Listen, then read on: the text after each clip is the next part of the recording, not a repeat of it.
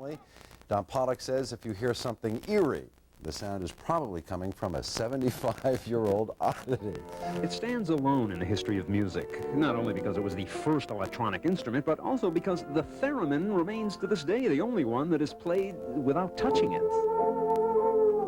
Operating on a principle that a 5-year-old could understand, provided a 5-year-old has an advanced degree in electrophysics. There are two oscillators. You have an electric field at each hand. You break into this, your body acts as a capacitor. The bottom line being that audible tones result from the interference that your hand creates in the invisible electric field. It's not an easy technique to master, since interference will also be created by anything else close by. The closer you get, you break into the frequency. If you were to play this with an orchestra, you'd have to position this, you're at least 4 feet away from any of the violins, and that the violin bow will not cut into your space.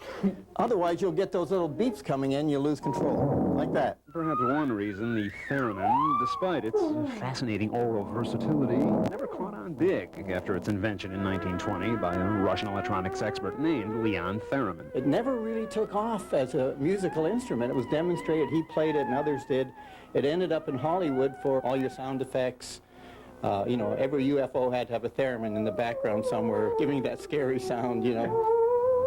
In classic movies like The Day the Earth Stood Still, which this weekend will be screened at International House in University City, along with a documentary film that will run all through next week on the electronic legacy of Leon Theremin, whose invention not only inspired Brian Wilson to use it in the Beach Boys' hit Good Vibrations, but inspired the development of the modern synthesizer, an instrument that it predated by 40 years. So this was a forerunner to that, and a lot of the ideas he had incorporated into it. RCA Victor made about 200 of them, and they're in the closets of different people around the world, and they bring them out every 30 years, I hear, and try them and then put them back, you know. An electronic artifact whose ethereal tones can nonetheless still provide for fascination and elegant musical inspiration.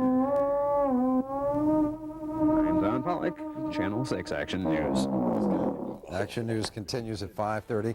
Now for the entire Action News team, I'm Jim Gardner. Have a good night tonight.